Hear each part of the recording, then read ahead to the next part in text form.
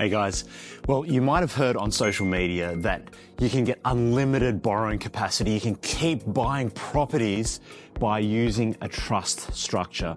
So what I want to do today is talk about whether that is actually a thing or is it a myth? And the reality is that it's halfway in between, that certain people are able to increase their borrowing capacity by using trust. So let me drill down into what that looks like.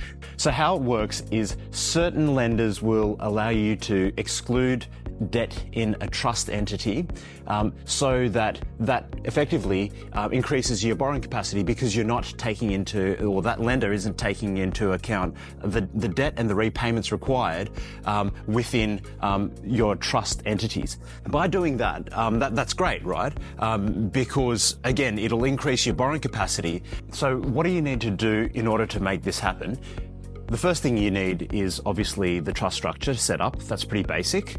The second thing you need is an accountant to declare that the holdings that you have, i.e. the property and the loan that is within your trust, is actually self-sufficient.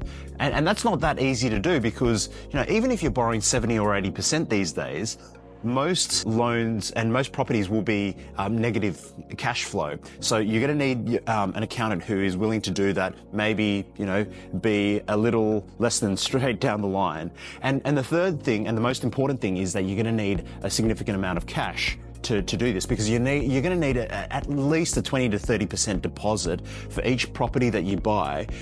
Otherwise, you're going to start owning these negative properties in a trust. And the reason why that's bad is because you don't get the tax benefits of negative gearing that you get within ownership of your personal name.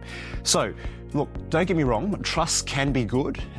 Trusts, afford you asset protection. For instance, if you're self-employed, you can, you can have a layer of protection by having trusts. You can get tax benefits like certain future capital gains taxes can be, tax planned, and you can have the distribution of income and profits to certain beneficiaries through a trust. So trust, there is a time and place for trust structures, but by saying, hey, you can get unlimited borrowing capacity, trusts are always better for purchasing property, and those are definitely, not accurate blanket statements.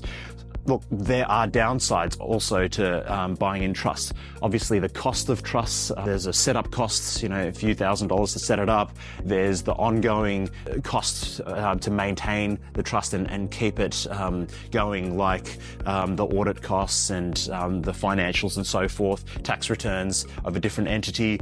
You do lose negative gearing benefits, as I mentioned earlier, and also it can be worse from a land tax perspective.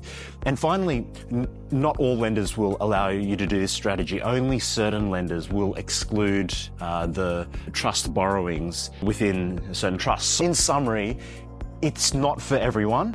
It's for a more select few people, who, especially those who have a lot of cash savings. And ultimately, get in touch with us if you'd like more information, and please do seek the relevant advice of your accountant and your mortgage broker when making your final decisions.